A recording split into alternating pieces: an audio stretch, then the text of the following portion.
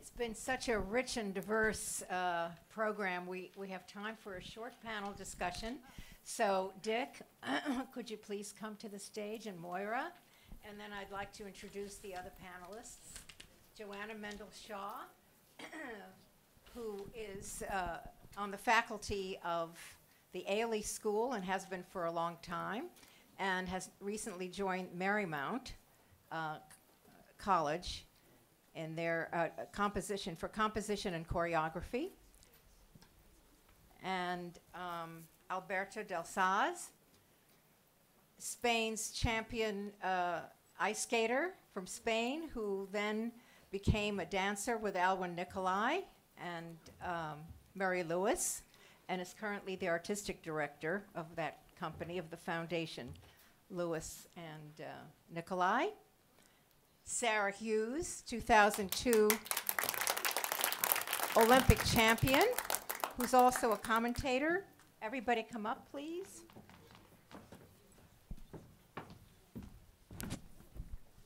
And I think we're missing somebody, aren't we, from the panel? Eddie Epstein. Oh, yes, of course. Eddie Epstein, who is was the Middle Atlantic novice champion and is a writer on the arts, and has written a biography of Michel Kwan, and has many, many talents. So thank you all. And I think my first question would be for Dick. And after seeing the program, I sort of have the answer in my mind, but I hadn't seen it yet. Do you think of ice skating more as a sport or as an art, or both? That's an impossible question. It depends where you're skating. If you're skating in the Olympic Games and you're talking to the people that organize the Olympics, it's a sport. If you're talking to a sports writer who's into boxing and football, figure skating should not be in the Olympics. It's not a sport. I don't care what you think, just as long as you watch it and enjoy it and have fun with it and see some of the beauty in it and the athleticism in it. God bless you, whatever you think. All right, that's a good answer, but certainly enjoyed your program. It was both, definitely both, art and sport. So I wonder how you enjoyed, though. I know you were a TV commentator and for a long time, and how did you enjoy that part of your career? Well, I found it wonderful because, you know, when I first started commentating in the 1960s, it was in an Olympic Games and in Squaw Valley, and I had no idea what it was commentating was all about, and it was just great fun. The problem with it was that I had no idea. I was paid $2,000 for coming to the Olympics and spending the 3 weeks there. I would have gone for nothing. I would have paid them to take me, but nevertheless, they paid me $2,000, and I spent $2,500 in telephone calls back to New York, just saying, well, now, what did you like? What didn't you like? And one of the things that we discovered was that somebody said to me, well, I really liked it when you pointed out up front, coming up, there was a long move. I knew he was talking about a Lutz jump, which had a long edge going into it, and you could signify it at that time.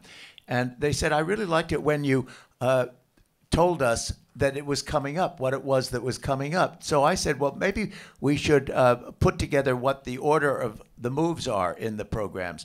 And I spent a great deal of time going around asking each skater what the order of their program was, and their coach as well. And that's where we developed what is now called a cheat sheet, or a program list beforehand. It was rather dangerous at the time because nobody ever knew what the order of their program was. So I had to ask them at least 3 times. And then one time I asked the coach about it, and he said, oh, yeah, they start off with an axel and so forth and so on. So I described what an axel was, and the person started off with a sit spin. You had to be very careful, and you had to see the practice sessions, and that's where we learned all of the elements of how to concentrate and comprehend what the skater was doing and what they would be doing, and then let the actual moment signify and teach you how to respond to that particular moment, because they didn't always do what they said they were going to do, or they didn't always complete it either. One last question for you. What do you think are the major changes between ice skating as you knew it and the changes from then to now? I think probably the biggest change right now is, number one, there are no figures in figure skating anymore. And at first I was very happy with that, because I thought that the figures would go, were restrictive and very, almost in a sense, constipated. But when I look here again at this point and I see John Curry and I see young skaters today, and the first thing they want to do is come out on the ice and take a look at my a triple flip, which they can barely do. They can almost do a double. They can't skate from here to there, from A to B. They don't know what edging means. We saw exquisite edging with Belita Jepsen Turner in the movie In Suspense. You see flow on the ice with John Curry. And the sad thing about it is that the Olympic rules are now such, and I keep going back to the Olympics because that's the way most of us see the most of what we see about skating today, although the intervening performances shows are all just absolutely marvelous and beautiful. It's the Olympics that gain the attention of the country. And if you look at a straight line step that Evan Lysacek did, my God, it's chock full of turns, twists, knee kicks, arm movements. His arms go like a drunken windmill, and it's up and down and in and out, brackets, rockers, knee slides, deep sets, goes on and on and on, getting those points in. Now, if that's what wins you an Olympic title, God bless, go ahead and do them. But it isn't very beautiful, and it isn't very pretty. And forgive me for saying that. And I know exactly why Evan Lysacek did it. He needed the points, and he wanted them. So I think that's the big change today, is that everybody's got their fingers in the pie. The rules committees are so elaborate and so extraordinarily confining. And so that's what makes me very unhappy with where it's going. On the other hand, you see performances coming like the ice dancers today, Charlie White and Meryl Davis and Moir and from Canada. Virtue and Moir, thank you. I mean, they're gorgeous, and that's really advanced skating tremendously. I think that the ice dance has today become the most beautiful of the events and is without doubt the most exciting. And I think that's very nice to see. And if we could only keep the rules committees away from it all, I think we'd see a lot more fun with it. Well, thank you. Well, that leads me very nicely into Moira's section, which is what inspired you to found Ice Theater of New York? And what were the challenges? It couldn't have been very easy to pull off. No. So what prepared you for that? How did you get the idea, and how did it evolve? Well, I had written, when I was at university in Canada, I was in a theater program, and I had done one of my projects on the concept of skating as a dance form and of creating how you would do it, create a not-for-profit, and what the goals of that company would be. Between my graduating and supposedly going to law school, I took 1 year, a gap year with Ice Follies with Richard Dwyer and Peggy Fleming.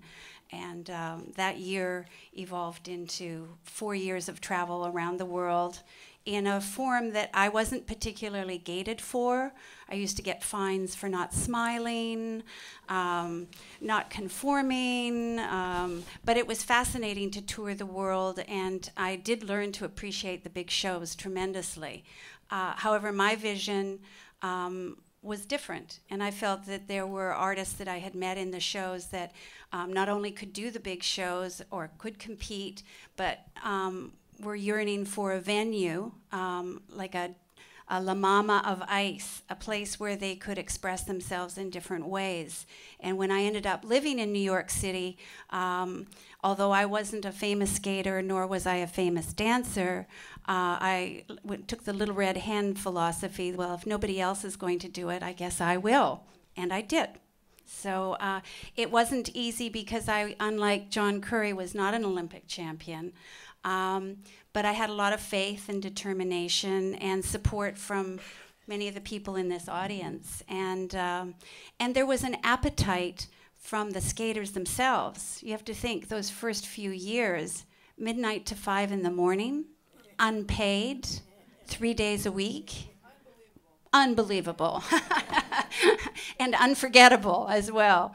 So there was an appetite, and then there became an audience. So we've had some ebb and flows in our 25 plus years, but I do feel that it's an important prism of all the possibilities. It's certainly not instead of.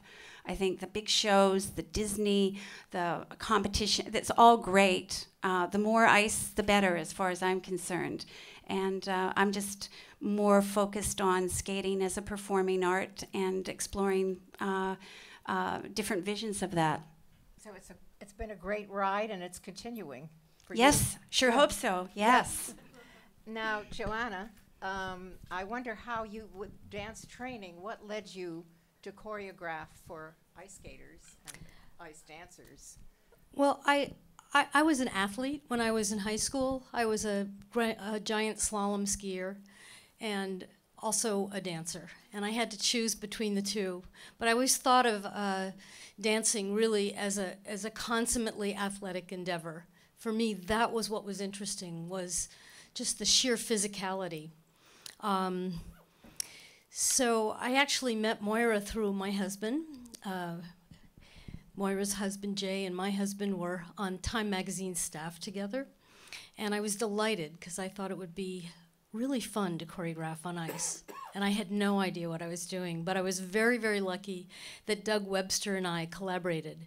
He is a phenomenal talent, and he was incredibly generous, and we did a wonderful piece called Appalachia Waltz, and it truly was a collaboration.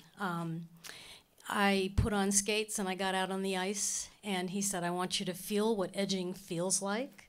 And he would take me way over into an inside edge, and it was just, I loved it. What I loved about it was the sense of flow and speed, and the way that you could use space. I love that about dance choreography as well. It was very much something that I was interested in. So being able to work with skaters, and Judy Blumberg was in the cast, and as was Doug and Ty, some amazing skaters. It was a great opportunity, and Moira has been wonderful and offered me 5 opportunities to choreograph with Ice Theater, and I've enjoyed every single one of those. And I just want to add that each piece that Joanna has done has been very, very different. Very different. One with a trumpet player and angel wings, and which was in the promo video, and so she is has a very diverse palette that she shared with us. Speaking of diverse, she's also director of Equus Project, where she works with horses, humans and horses. I do. Working together in a very different way, I'm sure, more like maybe horse whisperer. I'm not sure. Well, it's a combination, but there again, you're seeing enormous flow and incredible strength. I mean, we are performing with 1,200-pound animals. It is the most humbling thing I've ever done. All my dancers are trained in natural horsemanship, and it was sort of a fantasy dream at first, and we worked with dressage riders and the dancers moving in tandem. And then out of the blue, this amazing Pirelli natural horsemanship trainer called me and said, I think we should meet. And Pat and Linda Pirelli, who are 2 sort of rock star horse people, equine trainers, teachers, took us under their wing and basically trained all my dancers. And we do a real variety of performances. Many of them are huge installations on hillsides. It's less about spectacle. There's no way we can compete with Cavalia. These are the most amazing equestrians in the world. But what I'm looking at is the fact that the dancers need to be performing in real time. And Dick was talking about it never being the same twice. We learned our lesson in 2004. We were doing a commission, and we had choreographed and rehearsed with this horse at Liberty. And he would just skip to the end of the piece. And we called our trainer and said, what's happening? And he said, you're not rehearsing in order, are you? Because the horse was just skipping to the end so he could be done. And that was very interesting to me. So I have trained a company of dancers who have to work in real time and making real-time decisions all the time. And when you're working with horses that are riderless, you definitely need to be able to do that. Well, this sounds like a great possibility for a show, but this theater is too small, definitely.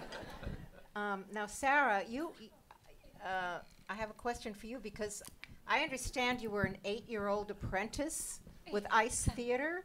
So I would like to know, about how that happened and how that has influenced and shaped your career till now. Okay, well, first I'd like to thank Moira and Urena and everyone at Ice Theater for this wonderful film. This was so great today. And for my entire life for including me in part of your family. And my own family. My brother comes over and edits stuff. Edits Well, videos. actually, some of his footage we saw today. Matt Hughes, yes. It's a very talented family, her family. So thank you very much. Yeah, so I started with Moira. I think I might have done some shows before I was 8 years old. But we remember when I was 8 because she had this show in Annapolis, Maryland. And it was a New Year's show, I think. And there were 4 shows in one night. So she had me skating 2 numbers and opening and closing each show. So I performed 16 times that night. Yeah. Child labor. Child labor loss, exactly. But you know what? It was great training, not only for Olympic competition, but for my whole career because I really learned to enjoy performing. And a lot of emphasis in competition is placed on spins and jumps and what you can do in those 2 minutes and the 4 minutes that everyone's watching.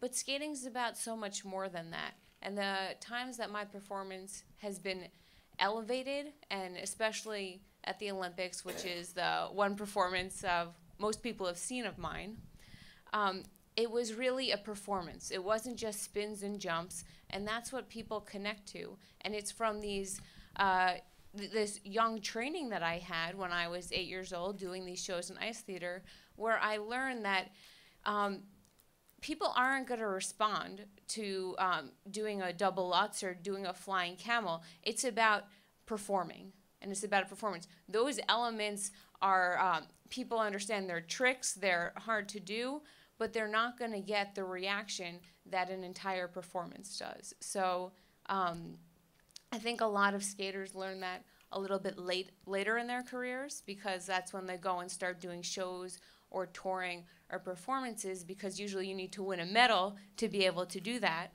But living in New York and meeting Moira and letting me skate in those shows when I was younger, I was able to get that experience much earlier.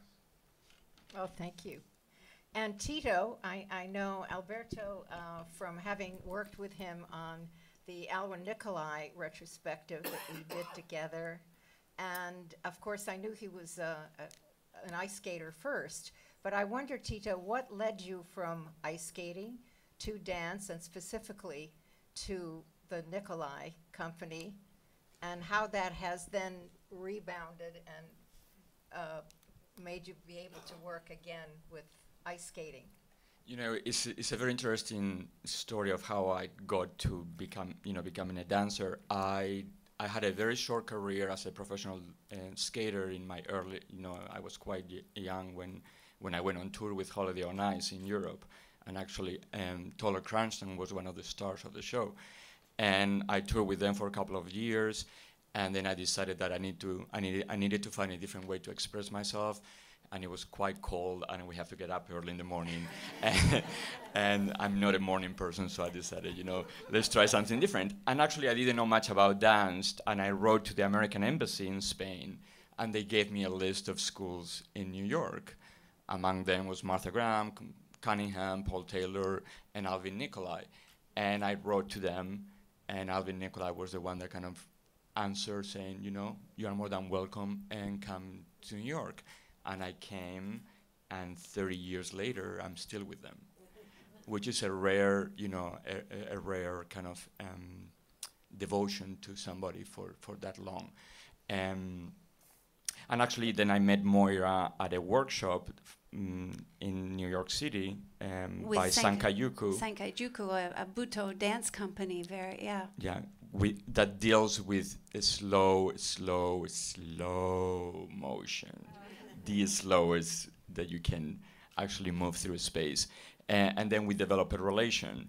And I think that the thing that I learned the most being a skater and being a dancer is that for the philosophy that the way that I approach dance and any kind of movement is that there is a huge difference between movement and motion. And also that there's a huge difference between technique and artistry. So there's a difference of how the individual as an artist is bringing their soul, their intelligence as part of the event that happens either on the ice or on stage. So for the last 30 years, I've been quite involved in trying to approach movement from that kind of intellectual point of view. Is the marriage between the intellect or the brain and the body. So it's not just about the physicality, but it's how you are able to transcend into an audience by the way you communicate through motion. Thank you. And Eddie, for you, as the question I had is from Middle Atlantic novice champion. From Right. your perspective, we heard it from Dick's perspective, how do you see the evolving scene, the ice skating, ice dancing scene? What I'm going to do, Dick, is give the audience a first-person perspective on watching you skate on the ice. I was on the ice. You had won your second Olympics, and I think you were about to go into the ice capades, and you were practicing at the Iceland rink, which was in the old Madison Square Garden. And let me tell you, when it comes to when magic happens on the ice, Dick, you were incredible. He did a delayed axel. To me, it seemed like he was suspended in the air for 20 minutes. And the flying camel, which Dick invented. So you had talked about when magic happens on the ice. It happened with you. I think you would be the Olympic champion today. Well, thank you. That's wonderful. I'm afraid we're going to have to wrap things up, but thank you so much for coming. And everybody. May I just add one more Sure. point to this? We have talked about the divergence of technique and artistry, and we've talked, and we essentially pointed out the importance of artistry. But a long, long time ago, Oleg Protopopov, whom I hope many of you remember their skating, came up to me and he said, Dick, you cannot have artistry without technique, but neither can you have technique without artistry. So we've got to really remember that the technical, when you do a jump in with perfect artistry and technique, is when you get that move in perfection. And thank you for saying those nice things about me. It's just a long time, and skating has improved so wonderfully today that it's glorious to see. So don't forget the fact that it's the combination of all the elements, and even though what we've tried to talk about is the divergence of the two, but you can't have a layback without perfect technique, even if you spin a lot. Well, thank you very much, everybody. I think we've really learned quite a bit about ice skating and ice dancing and art in general, and technique. Thank you for coming.